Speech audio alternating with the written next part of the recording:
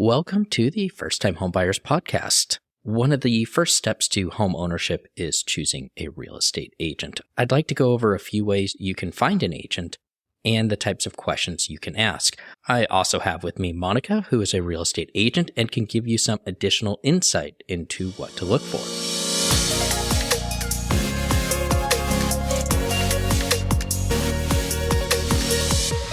Monica, welcome to the show. Thanks for having me on. I appreciate it. Can you tell us a little bit about yourself? Absolutely. So I've been helping people buy and sell homes for about 4 years now. I love working with first-time home buyers to help them become more educated in the process and feel confident with their purchase. I love seeing people go from renting to owning a home and building that equity. Some clients start off with starter homes. Others are buying their forever home. Each person is different and each purchase is unique. That's definitely what I love about this job. Our industry is always changing, and always staying on top of those trends helps me be a better agent for you. That's really amazing to hear. I wanted to begin by first just talking about what a real estate agent actually does for you. First thing, a real estate agent is there to help you through the entire home buying process. So that often includes helping you find a lender, helping you find a home, what to offer for that home, negotiating, any sort of negotiations in inspections, anything like that, repairs, pointing out things during inspections, and ultimately just ensuring that the process goes smoothly. Our job is to answer any and all questions that you guys as buyers have. No question is too small for us. And that's my job, is to guide you through this process. What are some of the best ways to find a real estate agent? So more often than not, you're more than likely connected already with somebody who is a real estate agent. Looking to family, friends, coworkers, anybody who's purchased a home in the past that has had a good experience with their real estate agent, that'd be a good place to start. You can do Facebook posts, Google searches, anything like that. Just make sure that your choice is someone who you're definitely comfortable with. You have to mesh well with the person that's representing you. Yeah, Google is a great place. And I always make sure to let everyone know to look at people's reviews. Unlike a loan officer, it's really important to find an agent that knows your local area. It doesn't need to be an exact neighborhood, but someone who knows the city or the county that you're in. And more importantly, find someone who's a good fit for your needs and will work for you. As a side note, I'm always available to help as well. I love my job, and I'm definitely happy to help you as buyers through this whole process. And also, I'm connected nationwide with realtors from one coast to another, and I'm happy to help you get in touch with somebody in a certain area that you're looking for outside of California as well. If you found a few real estate agents, what kinds of questions should we be asking them? So I'm going to go ahead and give you a few example questions, and then Monica, maybe you can elaborate on what you think a good answer or what you should be looking for in those answers. Sure. Okay. So here's some ideas of some questions. The first one would be, how long have you been working in the industry? We all have to start from somewhere. And I believe, I did a lot of my transactions in my first 2 years. You don't want to get somebody who's not ready and willing to work for you.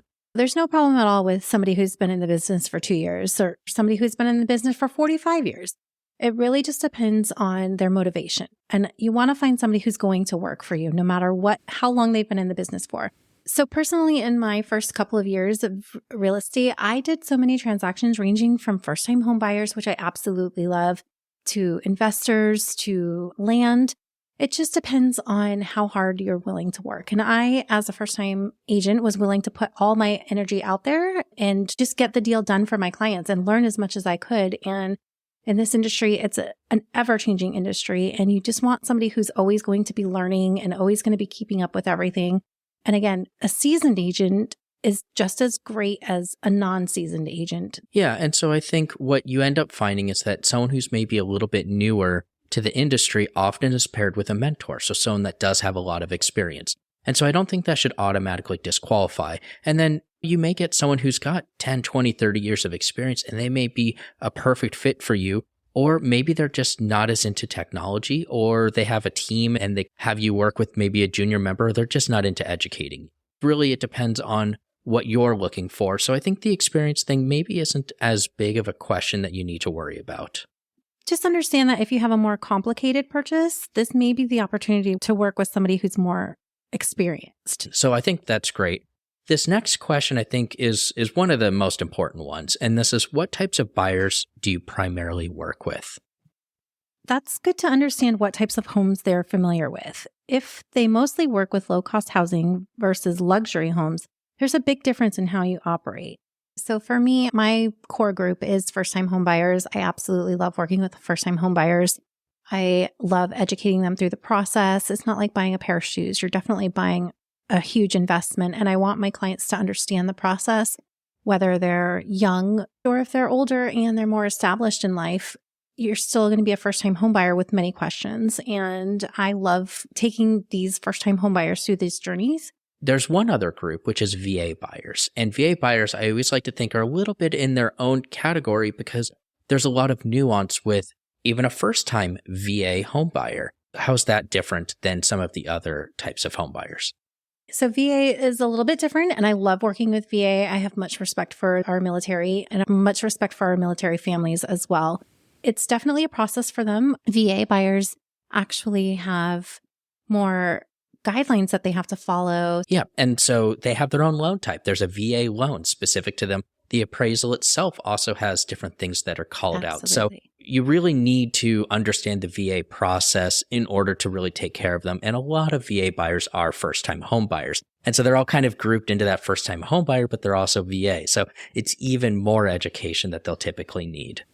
Just to kind of jump into a little bit more of a personal question that you should be asking your agent, what do you like about being a real estate agent? And again, what you're trying to do is you really want to get a better understanding of their goals. Like, why are they doing this?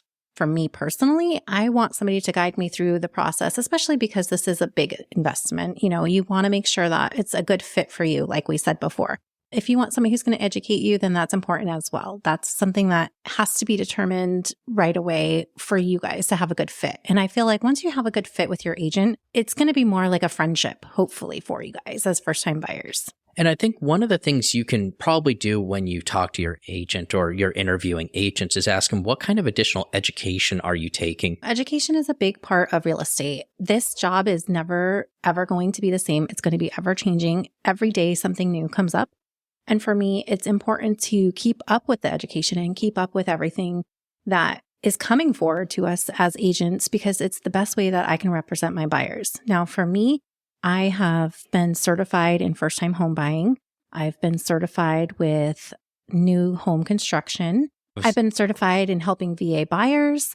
I take my job very seriously. I love to have fun and joke around and laugh around, but I also love to make sure that I'm giving my buyers as much experience as they deserve. And that includes education. And the more education you can learn about this industry, the better it is that you can represent those buyers.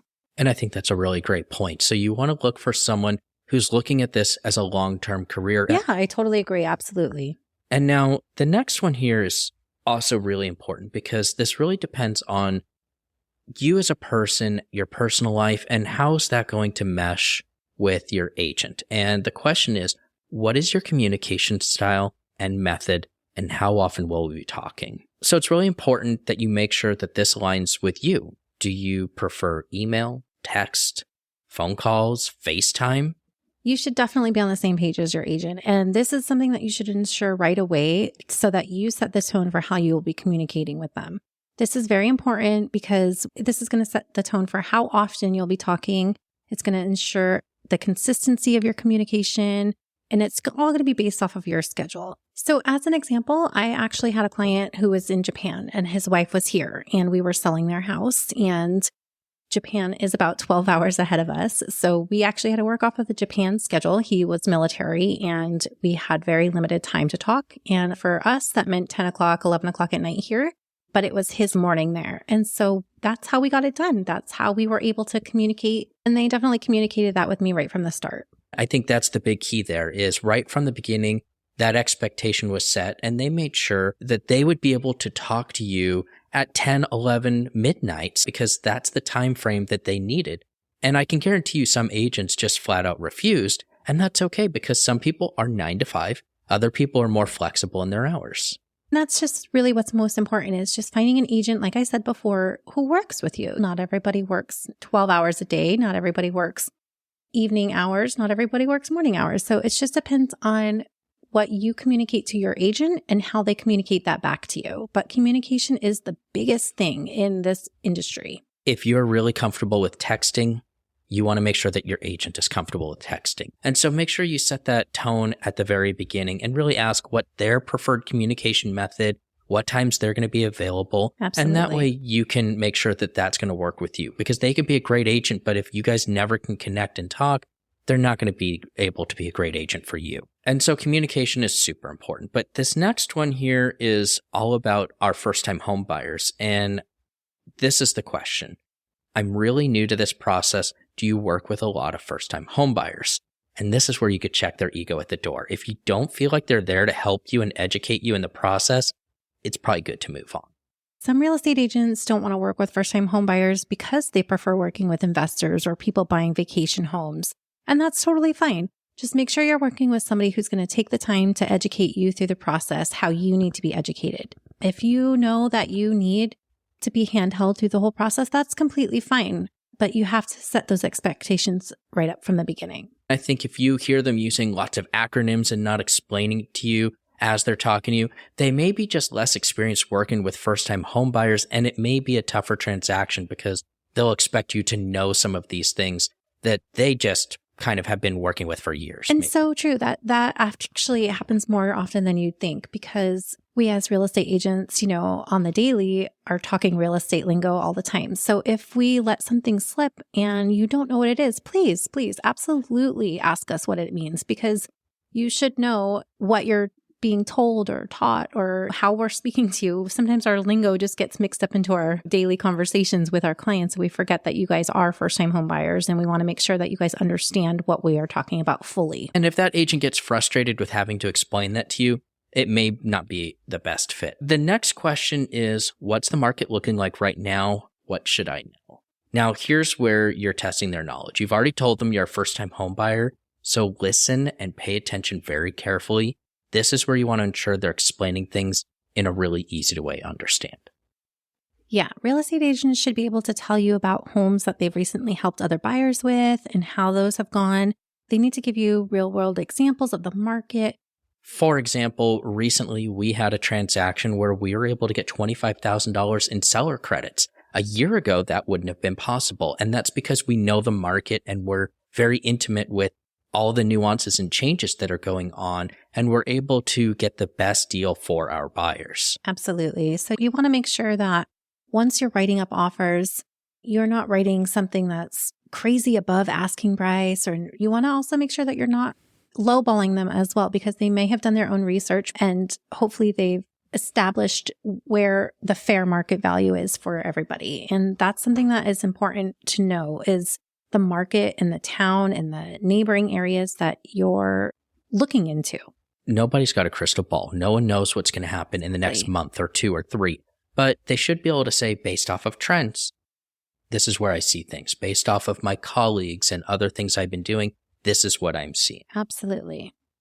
The next one is, and this is one of those questions that I think is really good to ask because it gives you an idea of what the person's expertise is, especially over the last year or so with some of the trends in real estate. And the question's this: what is an appraisal gap, and is this something that I need?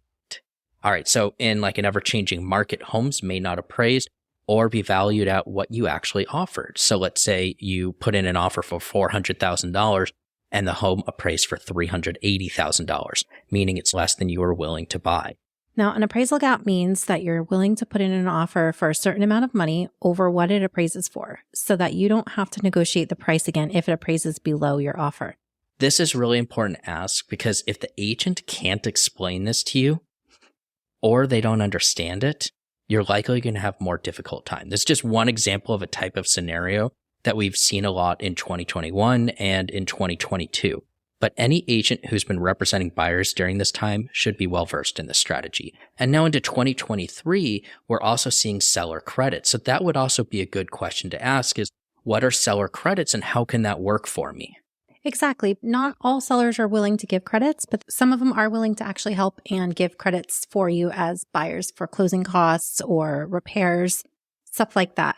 The reason why I like this question so much is that it's going to give you an idea. Anyone who's been in the business for at least 2 or 3 years, they should be able to explain this and maybe explain why right now you don't need one. Now, the last question that I would ask that's another scenario is, how can I get a lower interest rate with seller credits? This is something that you want your agent to be able to explain to you in the sense of this is something that the lender has to be able to approve. This is a very lender-oriented question, and the realtor should know how to handle this question and how to direct you towards this question to get that answer that you're looking for. Exactly. And so a lender is going to be able to tell you how much it will cost to what they call is buy down the rate so that you can pay money to get a lower interest rate.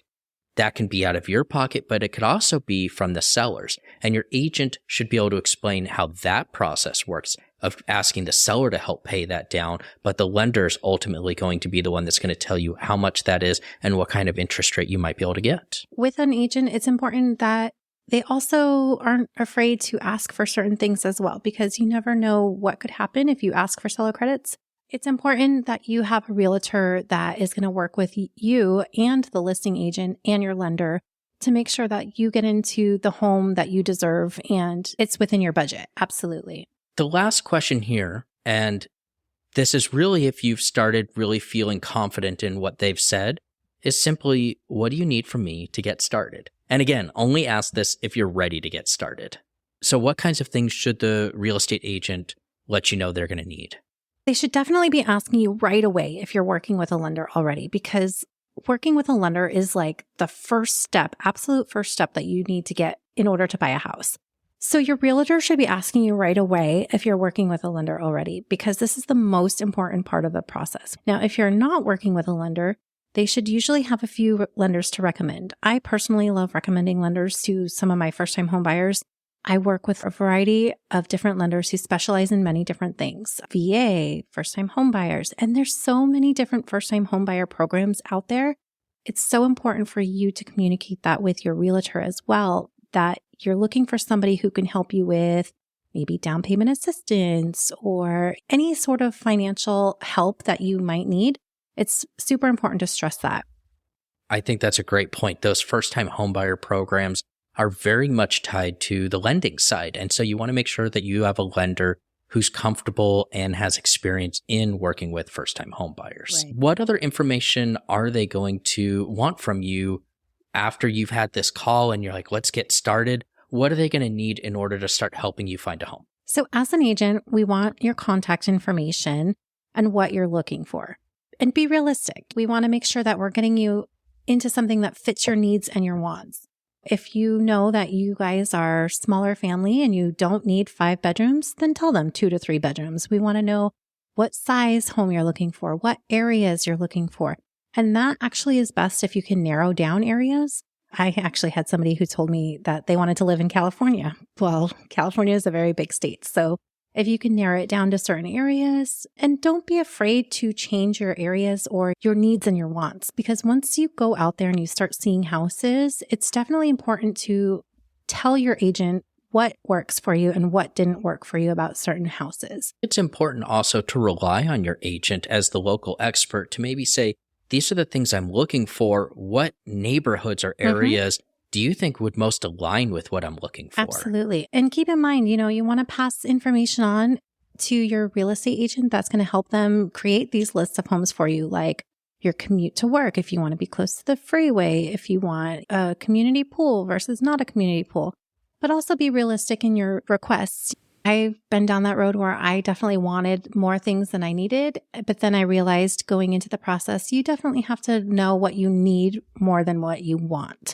So that's a very big thing to make sure you express to your agent as well. And there's definitely things that you may want, but you could hold off for a year. So if you want that renovated kitchen, but there's a lot of homes that are in your budget that don't have that, you can wait 6-12 months after purchasing and do your own renovation. And that's the beauty of some of those options. And your real estate agent's going to be able to help you with really understanding what makes the most sense. Do you buy that house that's a turnkey house? Or do you make it your own over the course of a few years, but it's within your budget? Absolutely. Now, we talked a lot about questions. I wanted to also let everyone know, and this is a great time that I've got Monica here to talk about what a real estate agent actually helps you with. And maybe you can just give us some bullet points of some of the things that you do help people with that maybe aren't as obvious.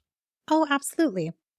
So a few bullet points. Definitely want to make sure that you're not overpaying for a home. That's our main point to keep you well within your budget.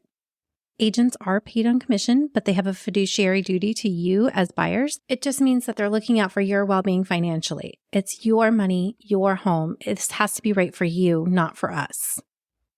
Another thing that agents do, they help you find homes by giving you access to lists from the MLS that contains homes that aren't necessarily publicly available. Yeah, and some of those are because there's different regulations. Not everything is publicly available, so you need to have that access. And there's also additional notes that sometimes only agents can see, and they can help narrow or filter out homes that maybe you wouldn't be able to get because of your loan type. Yeah.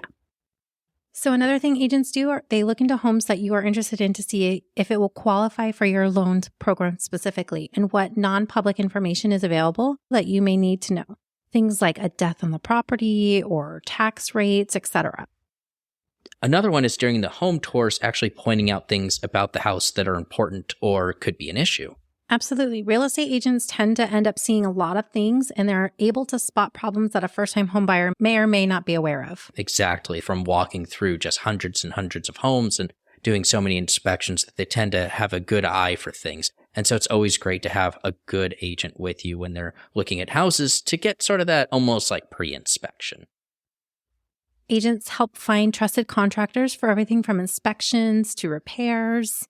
We negotiate pricing, concessions, even timelines. We try to keep on schedule, but it's our job as agents. And there's a lot of behind the scenes that happen once you get into an escrow. Agents are always communicating back and forth with each other. And that's something that we don't necessarily talk to about the buyers right offhand, but there's always stuff going on behind the scenes. I think those are all great points. And a lot of times as a first-time homebuyer, you may not realize just how much is going on, what kinds of negotiations are taking place. And really part of what the agent does is they're making sure that the transaction's constantly moving forward. Absolutely. So is there anything else that you'd like to add? Just the most important thing is you just need to be comfortable with your agent that you choose. You're going to be sharing personal information with them, and it's going to be one of the most stressful times of your life, but we're here to make it the happiest times of your life as well. Make sure you feel confident in communicating with these agents and that they are committed to you. If you're there and you're looking at a house, make sure they're not on the phone constantly. I try to make sure that I give my undivided attention to my clients always. Make sure you feel important.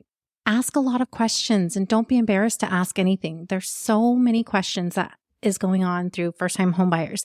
It's not like buying a pair of shoes or even a car. This is a huge transaction and you should feel comfortable with the agent you have chosen.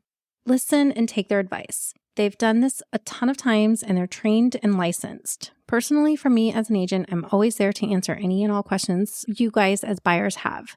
So feel free to reach out to me anytime. My goal as an agent is to get you guys as buyers into a home you love, to answer all your questions, and to make sure that you have thoroughly understood each step of this home buying process. And no matter what agent you choose, that should be their ultimate goal too.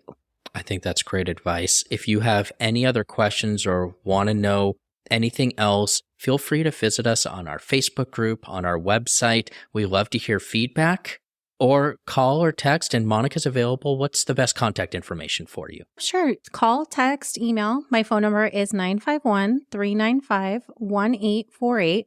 And I always have my phone on me. I'm also a lender and a real estate agent. You guys can go ahead and ask me any kinds of questions that you'd like. You can reach me at 949-357-5029. That's my direct cell number. Or go on to our website, fthbpros.com. And all of our contact info is there. So thank you for your support and happy home buying.